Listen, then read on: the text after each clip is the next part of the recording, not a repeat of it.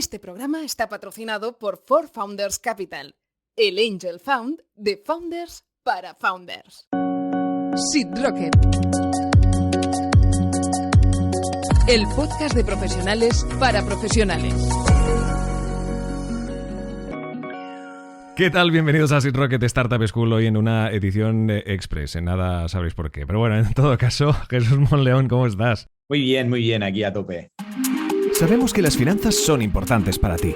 Desde Lean Finance ofrecemos recomendaciones en tiempo real sin esperar a informes de tu asesoría. Nos consideramos parte del equipo de la compañía y no un proveedor más. Ayudamos a startups, principalmente en early stages y growth, a mejorar en todo lo relativo a sus procesos financieros. Contáctanos para una primera llamada entrando en leanfinance.es o a través de info@leanfinance.es.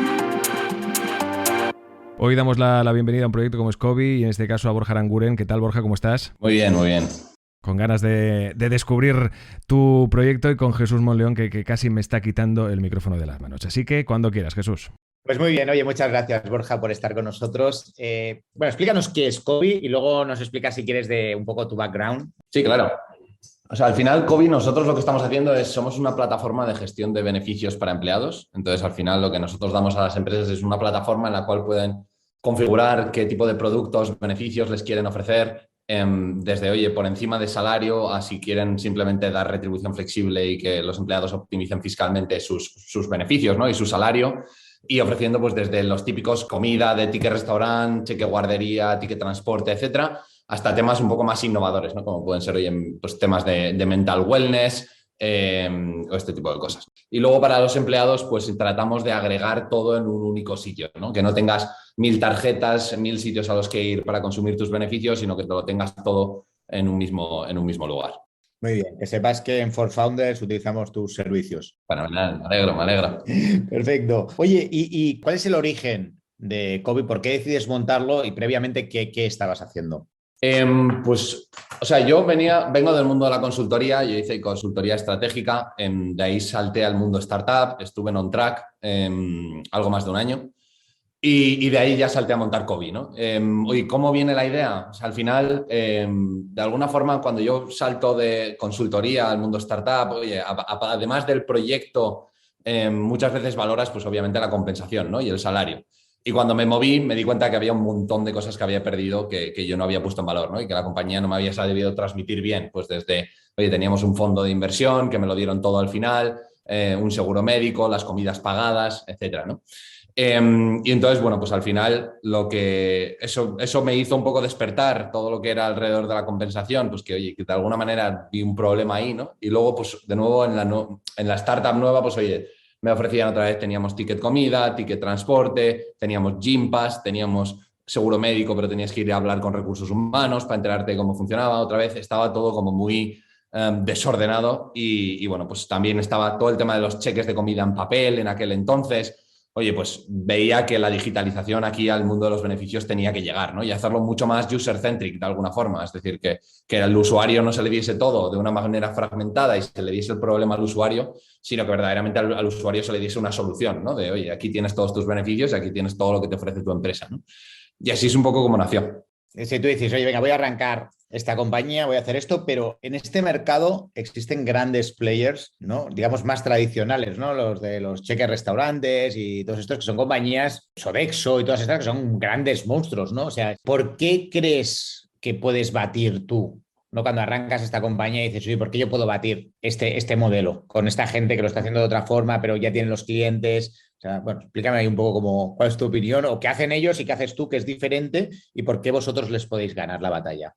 Sí, o sea, nosotros, o sea, un poco lo que vimos es, por un lado, que estos players más tradicionales tampoco brillaban por la innovación. O sea, cuando nosotros mirábamos, oye, qué habían hecho en el pasado en términos de innovación, sus apps, cómo eran, sus dashboards, oye, había muchísimo por hacer, ¿no? O sea, no brillaban por tener ni una buena UX, ni flexibilidad para el usuario. Y luego también lo que hicimos fue, oye, hablar con usuarios y con personas de recursos humanos que utilizaban estas soluciones. Y por el lado de recursos humanos había muchísima queja con este tipo de proveedores. Oye, tenían muchos costes de administración con ellos, mucho back and forth. Y entonces, bueno, pues coincidía, casi todo el mundo se quejaba mucho, ¿no? de ellos. Y luego, por otro lado, pues los usuarios, pues también, oye, pues lo mismo, ¿no? Pues oye, simplemente, oye, yo bien tengo unos tickets que además, pues no los pido muchas veces porque además son cantidades rígidas. Luego la app no la utilizo para nada. Tampoco me entero muy bien de qué ahorros fiscales tengo gracias a utilizar esto. Entonces, bueno, pues al final cuando vimos todo esto dijimos, oye, sí, son players muy grandes, tienen muchos clientes, pero vemos una oportunidad de disrupción muy fuerte, ¿no? Y luego además también vimos que en algún otro mercado, como era Francia, por ejemplo, ya estaba viendo un player que nos lleva pues 2 años y medio de delantera, y ellos acaban de ser unicornios este año, que ya estaban empezando a hacer pinitos en Francia y que les estaba yendo bien, ¿no? Ya habían conseguido rondas de financiación interesantes. Entonces eso para nosotros fue una gran validación porque también ellos ya estaban luchando contra estos grandes. Y en cuanto a qué hacemos de diferencial, oye, al final, pues por un lado, en la parte de recursos humanos, oye, eliminamos muchos costes administrativos, ¿no? Lo que te comentaba. No solamente eliminamos a este tipo de proveedores como son Sodexo o Edenred, sino que, oye, de alguna forma otro tipo de proveedores que también se utilizan para proveer beneficios, pues lo centralizamos todo en uno. Entonces es más allá que solamente un proveedor de ticket restaurant, sino que es una plataforma holística para ofrecer beneficios a tus empleados. Entonces, pues por ejemplo, temas de seguro médico, seguro de vida, planes de pensiones, etcétera, son cosas que nosotros también integramos dentro de una misma plataforma. Y luego, desde el punto de vista de los empleados, pues es mucha más flexibilidad, unificación. Por ejemplo, no tienes diferentes tarjetas. Yo siempre cuento la misma historia, ¿no? Que es, oye, yo el transporte público no lo utilizo nunca en general, pero si ahora que lo tengo dentro de una misma tarjeta, pues hay veces que si voy a cogerme un ticket de metro por lo que sea, o un autobús, pues pago con mi tarjeta COVID, ¿no? Que es la que utilizo de normal para los restaurantes. Si me hubiese tenido que pedir una tarjeta solamente para el transporte, pues no lo hubiese hecho seguramente, ¿no? O, por ejemplo, también hay un tema que es anticipar las cantidades que vas a querer de cada producto, ¿no? Pues voy a querer 100 euros de comidas todos los meses, ¿no? Que es como funcionaba el modelo tradicional. Y entonces te enviaban 100 euros de cheques o en la tarjeta todos los meses la misma cantidad, ¿no? Pues con COVID no funciona así. Con COVID es, oye, tú tienes la tarjeta y consume hasta el límite fiscal conforme tú quieras. ¿Que un mes no quieres consumir nada? No consumes nada. ¿Que un mes consumes 7,5? Pues 7,5 que se te quitarán de nómina antes de impuestos, ¿no? O sea, es súper flexible. Muy bien, y la verdad es que es súper interesante este modelo. Y danos 4 cifras para sabernos el tamaño que tienes de compañía. O sea, Cobee sale como en algunos listados como que va a ser una de las compañías o potencialmente más grandes que pueda haber en España, ¿no? Potencialmente, ¿no? Pero explícanos un poco ahí o cómo habéis crecido o qué datos, grandes números podéis tener para ubicarnos. O sea, nos queda mucho por hacer, ¿no? Pero oye, tampoco hay muchos datos que de alguna manera tratamos de no hacer muy públicos, pero pues solamente en términos de, oye, pues rondas de financiación, pues hemos levantado más de 17 millones de euros, tenemos pues más de 80 empleados ya, y llevamos con la compañía, llevamos comercializando el producto 2 años y medio, acabamos de hacer. Y tenemos clientes pues como PricewaterhouseCoopers, Globo, Booking, Petronas, TripAdvisor, etcétera, etcétera. Oye, ¿qué es lo que te ha hecho ir tan rápido? O sea, ¿qué crees que dentro de Cobee qué teclas le habéis dado bien para poder, digamos, supongo que si has levantado 17 millones y tienes 80 trabajadores es porque tenéis tracción, ¿no? Pues, y estos grandes clientes, ¿qué crees que habéis hecho bien? Es una combinación de varias cosas, ¿no? Yo creo que dimos con la tecla en identificar muy bien los problemas que tenían las soluciones tradicionales. Oye, entender bien el mercado, cómo se distribuían entre pues, estos proveedores de ticket restaurante y luego las plataformas de beneficio que ofrecían los grandes brokers de seguros. Oye, cómo había ineficiencias en la conexión entre ellos y nosotros que lo unificamos todo en uno, ¿no? Entonces, oye, como identificar esos pain points de recursos humanos y de usuarios y atacarlos con un producto digital muy enfocado en esos pain points, yo creo que eso lo supimos hacer bastante bien, ¿no? Y luego otra cosa que te diría es, oye, yo creo que el enfoque que le hemos dado desde marketing, por ejemplo, que es, oye, somos una compañía muchísimo, es curioso, ¿no? Porque somos una compañía de alguna manera que vende en B2B, pero que hemos querido enfocar nuestra marca, nuestra propuesta de valor, nuestro mensaje mucho más hacia el B2C. Y yo creo que aquello fue un acierto porque nos diferenciamos mucho también de la competencia. Y luego, por último, pues oye, también en el equipo de ventas que hemos montado, ¿no? Yo creo que hemos montado un equipazo y que lo están haciendo muy bien, ¿no? O sea, al final sentarnos en la mesa de este tipo de clientes y conseguir cerrarlos con el tiempo que llevamos, pues obviamente algo ahí se está haciendo bien. Una pregunta, ¿esta publicidad que hacíais o marca que hacíais en el B2C no era para directores de recursos humanos, sino entiendo que era más para que empleados hicieran como un cierto push a sus recursos humanos? ¿O por qué hacíais eso y en qué casos recomendarías hacer eso? ¿Para qué tipos de softwares o SaaS recomendaríais hacer lo mismo que habéis hecho vosotros? Es complicado recomendar en ese sentido, ¿no? Porque al final depende mucho de cada negocio. Es verdad que a mí, oye, si verdaderamente eso va a ser, o sea, tu usuario final va a ser los empleados, oye, pues al final, si lo piensas, puedes tener por cada compañía, pues no sé, miles de promoters, ¿no? Mientras que igual recursos humanos o usuarios de la plataforma tienes a 3, ¿no? Entonces, cuando piensas en, oye, ¿quién quieres que conozca tu marca y quién quieres que hable de ella? Si 10.000 personas o miles de personas o 3 administradores, pues ahí es un poco donde... Y además, si esos administradores al fin y al cabo también son usuarios, ¿no? Entonces, ahí fue un poco lo que nos hizo reflexionar de, oye, nosotros queremos que Cobee se conozca entre los empleados, entre la gente, ¿no? Y de hecho ya nos pasa, oye, tenemos empleados que salen de una compañía, van a otra compañía y dicen... Oye, a mí me gustaría tener Cobee, ¿no? O habéis valorado Cobee y nos llama a recursos humanos y nos dice, pues es porque un empleado nos ha hablado de Cobee, ¿no? Esto rara vez te pasa con una empresa de estas tradicionales, ¿no? O, por ejemplo, hicimos un wrap-up del año pasado, en más de 500 ofertas de empleo del año pasado se publicó que ofrecían Cobee, ¿no? Como parte de la compensación. Y no ponían ofrecemos beneficios o ofrecemos retribución flexible, no, era ofrecemos Cobee, ¿no? Eso es justo lo que queríamos conseguir. Súper interesante. Oye, el proceso de fundraising, ¿cómo afrontas hacer una ronda internacional? O sea, ¿qué crees en vuestro caso? Yo te pregunto a ti en tu caso, pero también al final mucho de este podcast es también para compartir experiencias con otra gente. ¿Qué deberías o cuáles son los deberes que llevaste hechos para poder levantar estas rondas internacionalmente? O sea, nuestra primera ronda fue de capital aquí español, ¿no? Hicimos una ronda pre-seed aquí. Y bueno, pues con eso, digamos que una cosa que vi clara, oye, es que el capital europeo de alguna manera se estaba empezando a acercar hacia España más de lo que lo había hecho antes. Y había inversores pues, que ya me estaban contactando de fondos de fuera y oye, aquello pues, me hizo pues, querer también acercarme, ¿no? hacia ese entorno más de fuera. Entonces empecé a hablar con inversores fuera, empecé a ver que había interés. También, oye, pues como comentaba, ¿no? Había un competidor en Francia que estaba empezando a hacer cosas y eso también, oye, hace que se mueva el mercado, ¿no? Y de alguna manera pues empezó a validar nuestro modelo. Y eso fue un poco lo que naturalmente me impulsó a empezar a hablar con fondos europeos. También es verdad que, y yo creo que esto ya es una opinión muy personal, ¿no? Pero que de alguna manera el venture capital europeo pues estaba más avanzado, ¿no? que el venture capital español, las valoraciones eran de otro tipo, los procesos de due diligence eran mucho más rápidos, la toma de decisiones era mucho más rápida. Entonces, oye, pues yo sí que sentía, pues aquí hablando con fondos en España, pues que de alguna manera las cosas iban más despacio, había un poquito más de aversión al riesgo. Oye, ¿quién pone el primer term sheet? Pues oye, todavía ahí, ¿no? Tienes que tener muchas conversaciones hasta que ya alguien te lo pone, mientras que se te acercan fondos europeos que son, pues a veces, mucho más rápidos, ¿no? En el sentido de, oye, tienen una tesis hecha de este mercado, entonces ya es mucho más fácil explicarles qué es lo que estás haciendo.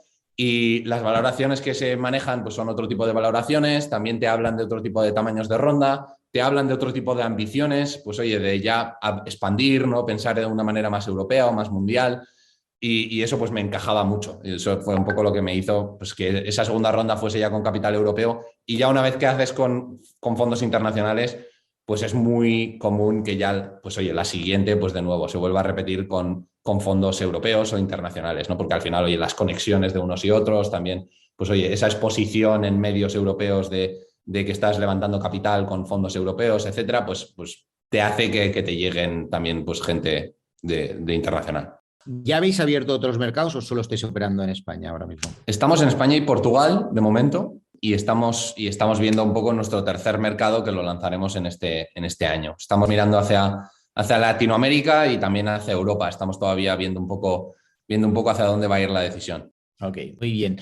Oye, y en tema de, o sea, ¿qué es en estos como 2 años y medio que tiene la compañía? ¿Y cuál ha sido el principal reto que has tenido? El que ha sido, pues, o sea, construir la red de ventas, no sé, la tecnología. ¿Cuál ha sido vuestro principal reto y que tú dices, estás contento de cómo lo has solucionado? Eh, o sea, el mayor reto, oye, yo creo que ha sido un poco saltar de que te contraten el producto, pues oye, los early adopters, ¿no? Compañías más amigas, más pequeñitas, oye, ya que te contraten un producto, pues por ejemplo, nosotros empezamos a comercializar en abril de 2019, a finales de 2019, oye, terminamos con clientes como Línea Directa o Codere, ¿no? Que ya tenían más de 1.000 empleados. Pues eso, o sea, de alguna manera ese cross de chasm, ¿no? Tan famoso, lo hicimos muy rápido y fue algo que yo creo que supimos hacer muy bien, ¿no? O sea, tuvimos una validación muy buena de clientes ya muy serios y potentes muy rápido.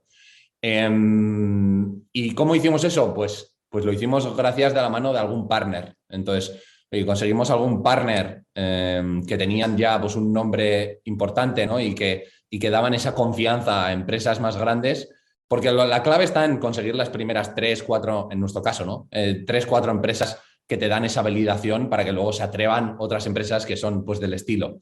Entonces, pues el poder haber ido de la mano de un partner que nos daba un poco ese apoyo y esa validación hizo que se atreviesen algunas empresas a utilizarnos, ¿no? Y ahí pues nos hizo saltar bastante, bastante bien. ¿Y cómo conseguisteis ese partner? Fue por mi lado, o sea, y al final pues trabajé yo en la parte más de partnerships en aquel momento y la verdad es que fue muy curioso, o sea, de una persona con la que yo estuve estudiando en Estados Unidos en la carrera, que oye, quedamos un día para comer, pues porque éramos amigos y me comentó que estaba trabajando en esta empresa, me comentó lo que hacían y dije, ostras, eso tiene mucho que ver con nosotros, ¿no? Y me dijo, pues vente un día y hablas con mi jefa y vemos a ver si le encaja. Y eso hice. Y a partir de ahí, pues oye, les encajó muchísimo. Ellos también estaban justo en aquel momento. O sea, pues son de estas cosas que también, oye, de alguna manera tienes suerte, ¿no? Estaban justo en ese momento explorando una partner para hacer algo parecido y encajó todo muy bien.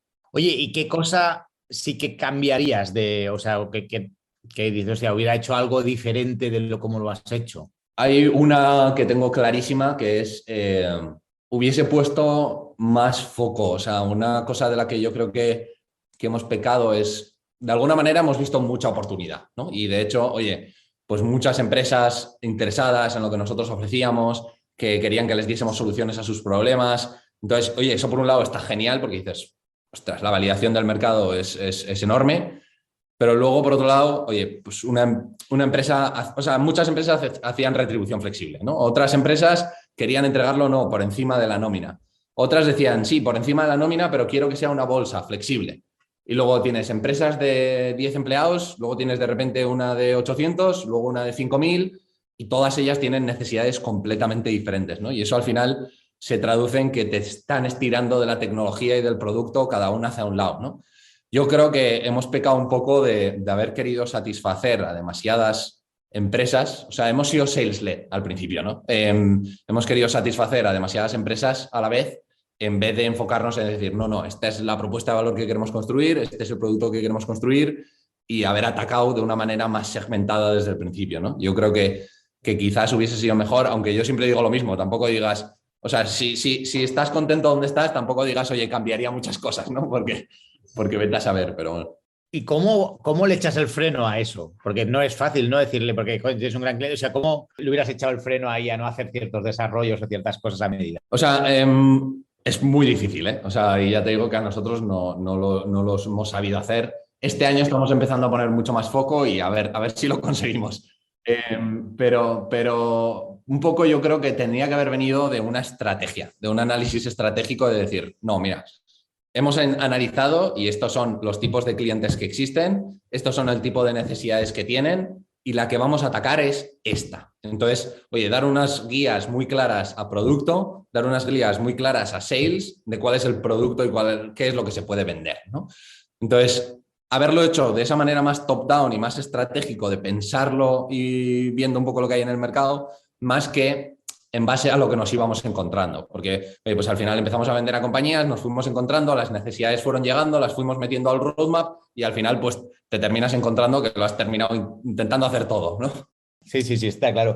Oye, ¿cómo escalas 80 empleados? O sea, explícanos cómo eres capaz de hacer ese recruiting. A mí es que me parece espectacular en 2 años y medio. O sea, decides incorporar, supongo, una persona que os ayuda en esa tarea, pero ¿cómo hacéis todo el tema de cultura de compañía? ¿No? Porque al final pasar en 2 años y medio, pues yo creo que eso también a tantos trabajadores, ¿cómo habéis solucionado todo esto? O sea, hubo un momento que escalamos pues de 10 a creo que fueron 50 empleados, esto fue rapidísimo. Y cuando hicimos esa escalada, ¿no? O sea, al final una cosa que nos pasó es que tuvimos muy poquito en cuenta, pues a la hora de filtrar, ¿no? Oye, teníamos necesidades, las queríamos cubrir y tuvimos muy poquito en cuenta el tipo de perfil que queríamos en Cobee, la cultura y los valores que queríamos tener y ponerlos, o sea, lo teníamos más o menos claro, pero no lo habíamos metido en el proceso de filtro, ¿no? Al hacer el recruiting. Entonces, lo que nos pasó es que tuvimos un momento de entre 50 a 70 empleados, te diría que tuvimos, oye, contratábamos gente, se iba gente o despedíamos a gente porque nos costó encontrar un poco ese encaje, ¿no? De hecho, había gente, oye, descontenta en algunos casos. Pues oye, al final es un poco por eso, porque has contratado gente que igual no encaja con tu tipo de cultura, tu forma de hacer. Ahora hemos vuelto a estructurarlo muy bien, lo tenemos súper bien implementado en el proceso de recruiting, ¿no? Y de hecho, pues el otro día hubo un momento que teníamos un departamento que requería de 2 personas de manera súper urgente, teníamos ya en fase final y, oye, hubo un culture check y las 2 personas cayeron y salieron del proceso y se quedaron otra vez a 0 de pipeline, ¿no? Y eso me encantó que pasase. O sea, porque por un lado es una putada, ¿no? En el sentido de que lo necesitas de inmediato, pero por otro lado dije, bien, estamos haciendo las cosas bien, ¿no? Porque ya digo que en el pasado nos había pasado que oye, pues al final si no construyes bien esa cultura, pues al final, oye, traes gente que o bien no encaja con tu forma de hacer, ni con los compañeros, y al final pues esa gente termina saliendo, ¿no? Por una cosa u otra, y no porque sean mejores o peores, sino por el encaje, ¿no?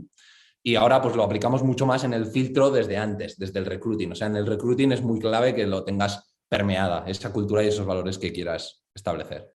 Y para definirlos, ya acabo, porque esos checks de la cultura, ¿cómo lo habéis hecho? O sea, ¿te has involucrado tú directamente? ¿Has involucrado a los managers? Sí. O sea, al principio fue muy...